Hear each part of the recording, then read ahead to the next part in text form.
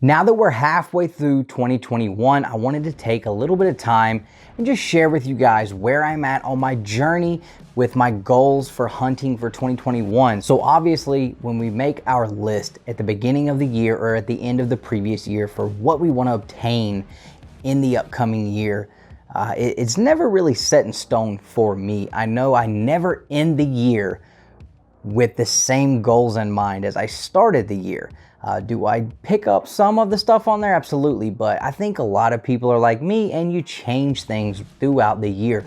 Maybe you make some new interest or you lose interest or things get priced out of your range, which happens to me every year too. My hunting list for 2021 has already had some changes. There's been some things that I've had to just let go of. There's been some things I've grabbed and then some things that weren't even on the list. So let's get started with some of the raw books I picked up this year that were on my list. So first up, we have Tales of Suspense issue 63, the Captain America origin issue. Next up, we have Tales of Suspense issue number 80.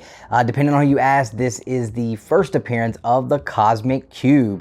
And both of the Tales of Suspense books that I showed, I picked up at the 2021 Huntsville Pop Culture and Comic Book Expo, so I was really happy about those. Next up, we have Ghost Rider issue number 1. This is the Western Ghost Rider. If you pay attention to the channel, you saw where I actually haggled with local comic shop owner at Haven, Josh Olive, and I haggled him down pretty good, and I got this book for a great price. It's a little beat up, but hey, it's still the book, and it was on the hunt list, so it counts for me. Next up, we have Marvel Premiere issue number 28.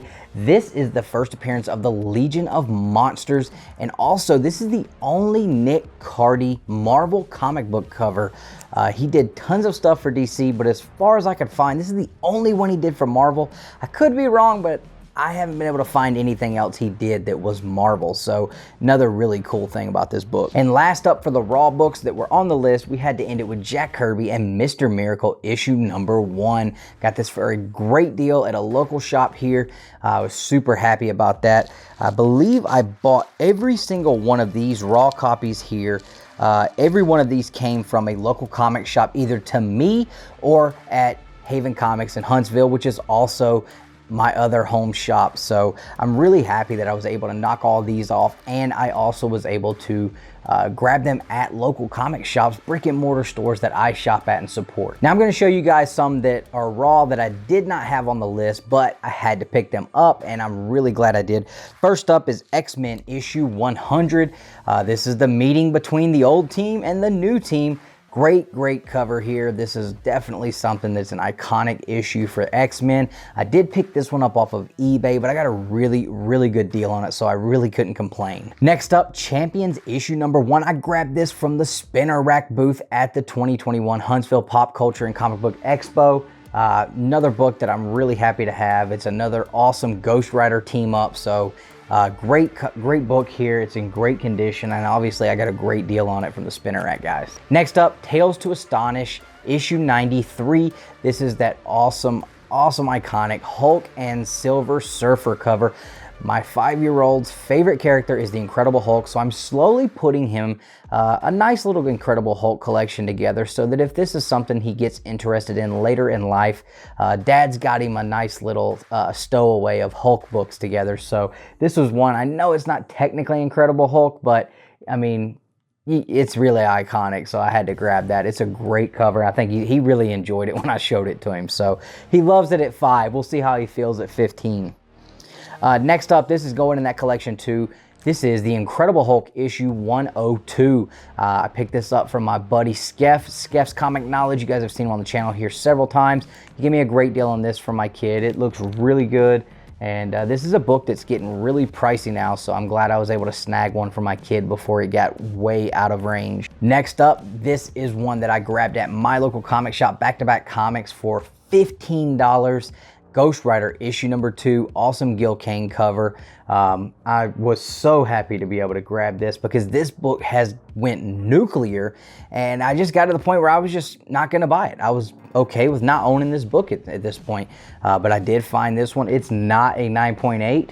it's a solid mid-grade book, but for 15 bucks, I was still happy to have it. I would have paid $15 2 years ago for this book in this condition, so I was really happy about that. Next up, another one I got at the Pop Culture and Comic Expo this year is Submariner and Iron Man issue number 1. I grabbed this at a booth one morning when me and Nick got there before everybody else. I got a really nice deal on it. It's a little better than mid-grade. I would say probably 6.5 to 7.0 range, so not bad find there, especially for under 50 bucks. I was happy with that. And then next, to end it with the raws, this is my Jack Kirby signed Captain America issue 112. Honestly, I couldn't remember if I picked this up at the end of last year or the beginning of this year. Regardless, I'm going to show this book off any chance I get. I still haven't sent it off to CBCS because I noticed that the top staple popped. It did pop when I tried to show it to someone. So I was just kind of like, maybe I'm just going to leave it raw at this point with that top staple popped like it is. I'm just not sure if I want to send it off and get it graded or not now. Even to have the signature verified, I'm not sure, because this book is pretty low grade. It does have a tear here, and with that staple popped, it's so low grade, I just think I'm going to keep it raw. Now I'm going to move on to the Slabbed books, and there's not many of these, so this will be quick.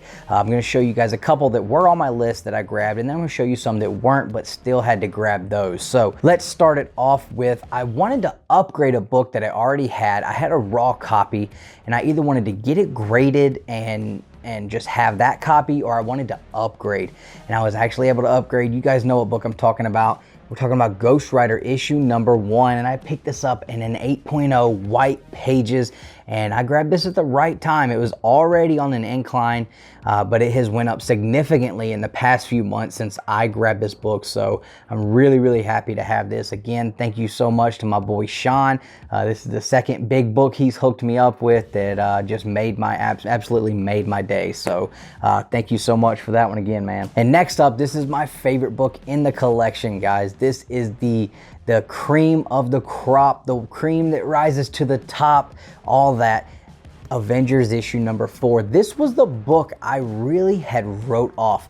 I put it on the list just because I always try to put that one book that's like right at the cusp of being unattainable. But thanks to Josh Olive at Haven Comics in Huntsville, Alabama, I was able to grab my absolute number 1 grail comic. This is it for me right here. Avengers issue 4, 3.0, cream to off-white pages. But I'm telling you, this book presents way better than a 3.0. The only thing that kills it is the water staining across the top here and on the back. If that weren't there, this book would probably be higher than a 5, I think. It's really, really a sharp book outside of that. So really, really excited. I cannot believe that I have this book, much less that I've gotten it already in the first half of the year.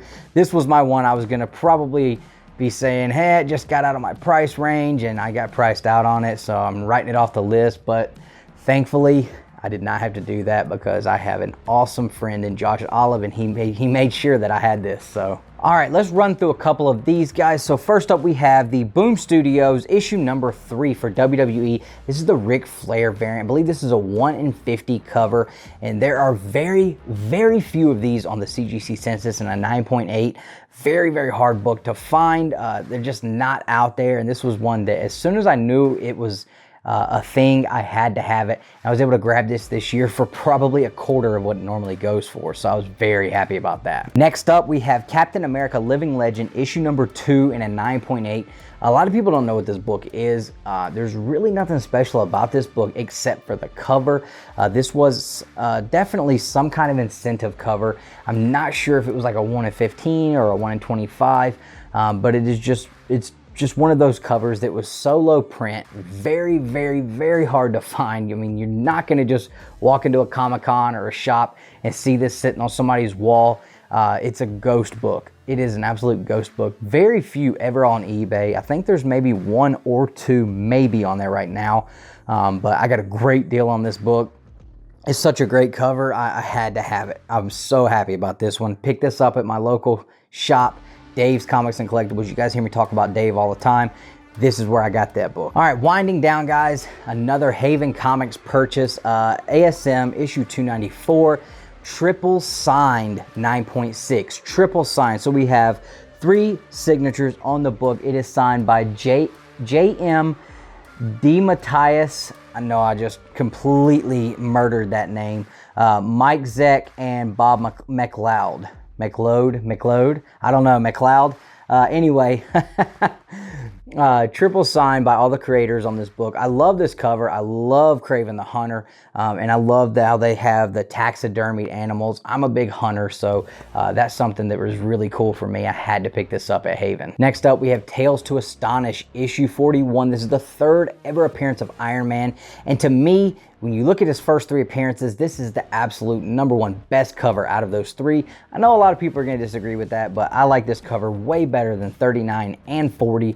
It was one that was at the con, and I got a great deal on it, kinda. But I love this book, so I was super happy to add it to the collection this year, even though it wasn't on the list. And last up, guys, another book that honestly I would have always thought would have been unattainable, but due to my wife's change of heart on how we should spend our money recently, I also obtained the Hulk 181, which you guys know about at this point. CGC 2.5 off-white pages. This was absolutely probably the biggest purchase for me this year. Absolutely, definitely the biggest purchase for me this year financially. For what I paid on this book, and the increase on it already is making it worth it. So hopefully, you know, holding this book, this being an investment better than the stock market at this point, we're looking at, you know, maybe like a 5 to 6 year hold, depending on how Marvel works in the X-Men, and we're gonna see what happens with it. So it wasn't on the list. This isn't a book I've ever had on a list because it's always been so expensive, but sometimes things just happen. So guys, this is where I'm at 6 months into 2021. Now there are very few books left on my list to pick up this year, and honestly I don't know how many of those I'm even gonna go after because they cost so much. Things like Iron Man issue _1, I've wrote off the list. I'm not gonna pay what that book is going for right now. I just can't do it. Another one is going to be probably Submariner 5. That was another one I really wanted, the first appearance of Tiger Shark. It has gotten really expensive, so I'm probably writing that one off as well. And I'm definitely going to write off trying to finish up my Tales of Suspense run starting in 58 and going to issue 99. Those books have gotten to be almost $100 a pop, no matter what grade they're in. So I was cool with paying $40, maybe $50 sometimes for those issues to try to fill that run. But at this point, they've gotten so expensive, I'm not going to worry about it anymore.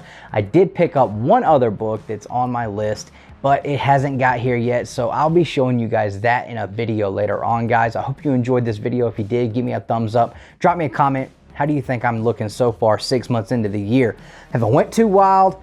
Or have I maintained a little bit of patience and, you know, trying to hold off to have something left for the rest of the year? Honestly, I don't know how much more buying I'm gonna do this year. It's just so crazy. So I hope you guys enjoyed the video. Please drop me a comment. Let me know, how do you think I'm doing 6 months into the year? Have I just went buck wild?